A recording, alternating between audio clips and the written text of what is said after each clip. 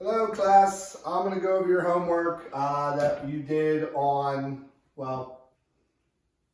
Monday, April 20th. This is going to be for Tuesday, April 21st. I'm going to go over the 5 questions you had on area of the trapezoid. There's still some questions on it. The actual sheet gave you a different formula than I use. Either one is fine, they both work. So in this case, the first thing we need to do with the trapezoid on problem 1 under trapezoid homework was take the height and divide it by 2 or cut it in half, which would have been 3. So we took care of this part of the formula. Then we add the 2 bases together, 6 plus 8, and we ended up with 3 times 14, which is 42. And that would be centimeters squared. So that should have been your answer to problem 1. I took the height, cut it in half, brought it down here. Took the base 1 and base 2 and added them together, then multiplied the height times the bases. It's as simple as that. All right, that was problem 1. The next one. And they gave you a variety of trapezoids in these problems, so this is one that's sideways. The trapezoid is kicked over on its side like this. Now, it doesn't matter. It's still a trapezoid. And they gave you the height up the middle, which was 6 meters. And then the other one was 15 meters. And then over here was 8 meters. So even though it's kicked to the side, this is still the height. These are still the 2 bases. Cut the height in half. 3, add the bases together. It don't matter which one you put first. Addition is commutative. It can be flipped. 3 times 23, and that'll give you 69. And that should be meters squared. All right, pretty easy, right? Okay. Jill, chime in if I mess up my math. I do that. All right, that was the second one. The third homework problem had a weird, real tall trapezoid, almost like a volcano. And it looked like this, and then they gave you the dotted line down here, and they put 10 feet here, 4 feet here, 9 feet here. You take half of the height, which is 5. You add the 4 and the 9 together. Those are the 2 bases. Again, it's 13. 5 times 13 is 65. I believe 15. Yeah, 65. And that's feet squared. Pretty easy. All right. The fourth one, kind of upside down on its head, but that's okay. Like I said, the bases don't matter what order you put them in. There's that one. They gave you that. For the height, that's a base, and that's a base. This is upside down, but it doesn't matter. You take half the height. Unfortunately, that's going to be a decimal, 1.5, and then you take the 9 and the 6 and you add them together. Again, it don't matter what order you put those 2 in. You end up with 1.5 times 15. On a calculator, I don't feel like doing that in my head. 1.5 times 15 comes to 22.5. And that should have been meters squared.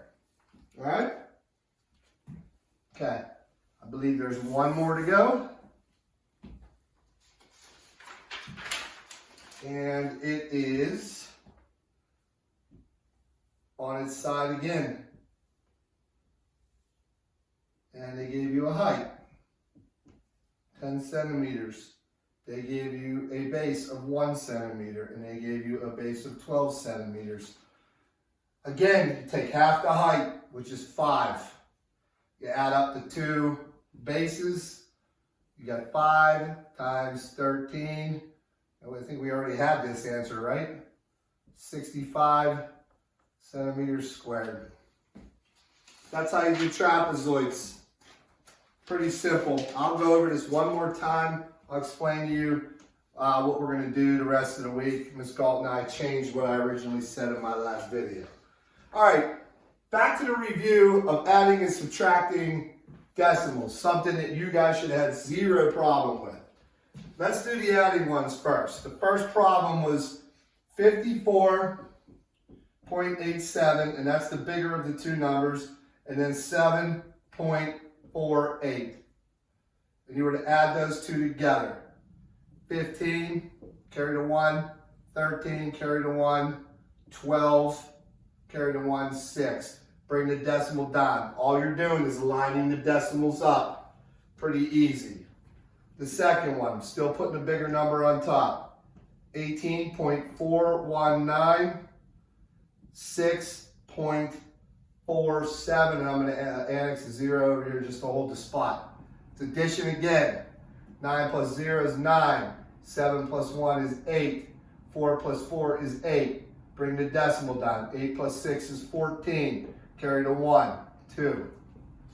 That should have been your answer for the second one. I told her not to give you a ton of these, and it doesn't look like she did. I told her to give you about 5 per homework. So it's not that difficult to do. The next one. All right, she gave you one more snuck up here. 17.2, 12.9. 9 plus 2, 11. 8 plus 2, 10. Whoops, I was going to make it 8. 10, carry the 1, 3. Bring your decimal straight down. Done. Then there were two word problems. It says Axel connects a blue garden hose and a green garden hose together to make one hose. The blue hose is 16.5 feet. The green hose is 14.75 feet. I'm just going to put a 0 here to hold the place.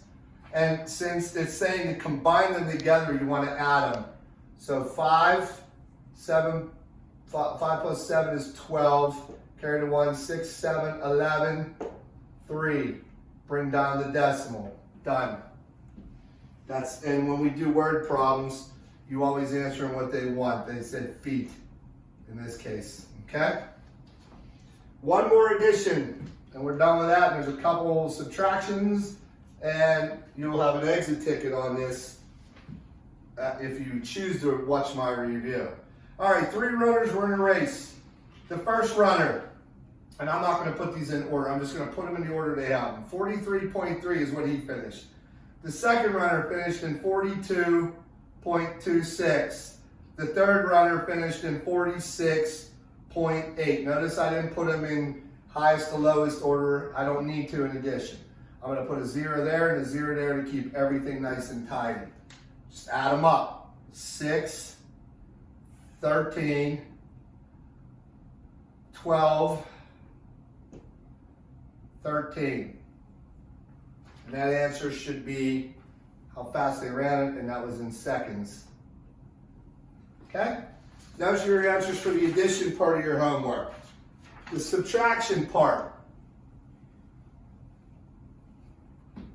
A little bit more complex. I would always put the bigger number on top, or you're going to get a negative answer, which you don't want.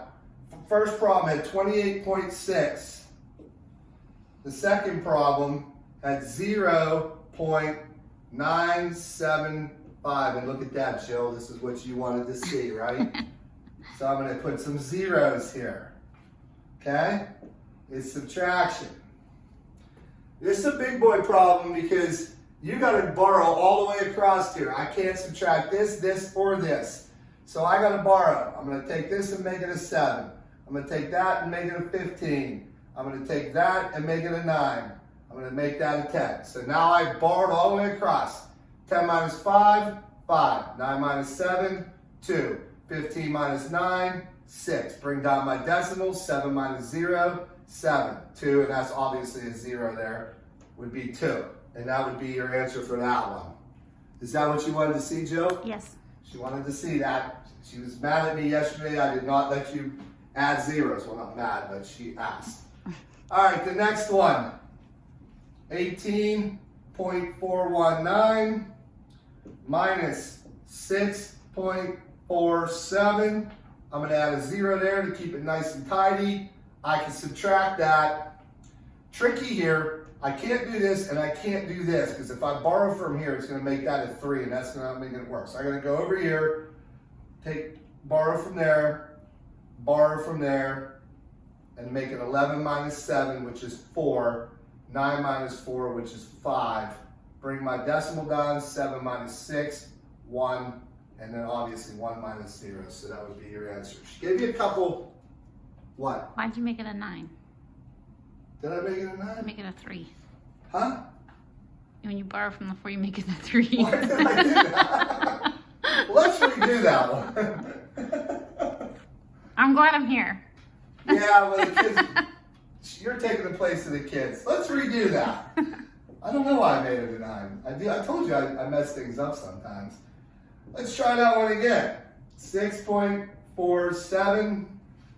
Jill's taking the place of you guys. I didn't raise my hand. All right, so let's try it again. 14, 13. Is that better? Yes. 11. I don't need to borrow from that one. 9 minus 0 is 9. 11 minus 7 is 4. 13 minus 4 is 9. Is that better? Yes. 7 minus 6 is 1. And 1. That would have been off right there. I don't know why I did that. I'm assuming it was a 10. And I just did it. So, mistake made. Called out on it. All right, next. 83. Which is going to be a decimal here, right? 12.76. So bring 2 zeros over, which will make you happy, Jill. And here we go. Is Miss Galt reading my mind?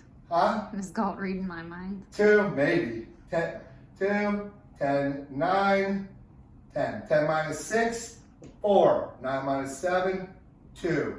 2 minus 2, 0. 8 minus 1, 7. Cool? 2 more. Let's hope I can make it through without making a mistake. Feeling a lot of pressure here. Jack has $20.08 in his pocket. That's good for Jack. $20.08 is the bigger number of his 2 problems. He buys a book for $8.72. How much money does he have left? When it says how much, it usually is subtraction. How much money does he have left? Well, let's see. I can do the 8 minus 2, which is 6, but I can't do these 2, so I'm going to borrow here. Now I'm going to make this a 9. That's what I was thinking. There was a 10 there. 10 minus 7 is 3. 9 minus 1, or 9 minus 8 is 1. 1 minus 0. You don't need to put a 0 there. It's money. So this is how much money. No, that ain't right either. Jeez, that's 11. I'm messing up everywhere. $11.36 is what he has left. This acts like a 0. So, all right, last one. Nolan buys a slice of pizza for $1.56 and a side of French fries for 99 cents and a soda for $1.02. How much change will you get from a $10 bill? She gave you a little complicated one. 2-stepper. All right, the first thing we're going to do is pretend we take all this to the cash register, and my pizza slice is $1.56.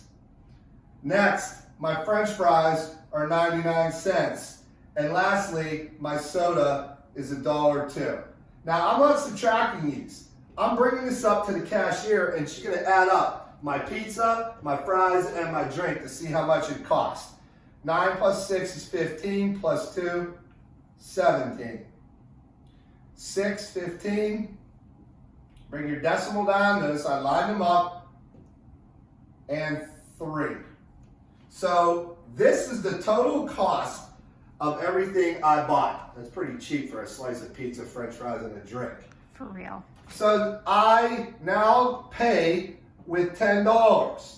This is how much my stuff cost. Now I subtract off and see how much money I get for my change. And guess what? She didn't make it easy on you. She made you add them up then she's going to make you bar all the way across zeros. So this becomes a 0. This becomes a 9. This becomes a 9. Am I right, Joe? So far. 10 minus 7, 3. 9 minus 5, 4. 9 minus 3, 6. The change that you will receive out of a $10 bill for your pizza, fries, and a drink is $6.43. Now, if you work in a store when you're a little older, a cash register will do that for you. You won't need to worry about it. But for the time being, you needed to worry about it. All right, change in plans. I talked to Ms. Gulp. Originally, I was going to give you a test next week. She's being pretty lenient on you, which I'm fine with. I was going to do composite figures tomorrow for a lesson. However, what I'm going to do is just review parallelogram, triangle, and trapezoid, the area of those three. And you will get a test on that on Thursday. So, pretty easy. We're letting you out of the composite figures, which it can be difficult. That was the last lesson I taught you anyway before we left on March 13th was the composite figures. That's when two shapes are jammed together and you have to make them and find the area of two different shapes. So we're going to let you out of that one, give you a quick test on two-dimensional shapes, the area of two-dimensional shapes, parallelograms, triangles, and trapezoids. And that's it. So I'll do a review tomorrow, give you a couple problems, show you how it works. Thursday, you'll take the test on it, and we'll finish up this chapter, which we should have finished up back in March. And then on Friday, you'll do Alex topics. I have a few students bugging me about doing Alex topics. I think you know who the leaders in the classroom were and who's bugging me about them, even though they have an A in the class. They were really worried about bonus points. I did not give bonus points for Alex's 9 weeks. The stuff that I use for that is locked into school. There's no way I know what you had last 9 weeks versus this 9 weeks. So what I instead went ahead and did for the 9 weeks was if you were within 2% of another grade, say you had like a 78.5, I bumped you to an 80 if you did Alex topics and gave you the B for the 9 weeks. And that went for any grade. It could have been if you had a 58.5, I bumped you to a 60 if you did some Alex topics. So if you were within 2% of the next grade, I bumped your grade up on the report card. So overall, I think the report card went well. I think the third 9 weeks was pretty good. So I'm not overly concerned about it. All right, so quick review. Tomorrow, we'll review the three shapes that we've gone over. Maybe I'll have Ms. Galt sneak a few review questions on there too, on maybe a couple multiplying fractions, dividing fractions, and adding and subtracting of decimals, okay? I still have to review multiplying and dividing decimals, but we can do that anytime as I go through the next lesson. I'll sneak that one in three-dimensional shapes. So we're done with this chapter, finally, yay, which leaves 3 chapters left. Three-dimensional shapes, and then back to mean, median, and mode, but there's an additional part to mean, median, and mode that I'm going to attempt to teach you from home, which is not going to be easy. All right, that's it. Exit ticket on Tuesday, April 21st, which is what I'm filming this for, even though it's Monday night. This is for Tuesday. So you'll, tomorrow, I guess Wednesday, yeah. Tomorrow, just take the exit ticket, and on Wednesday, I'll do a review.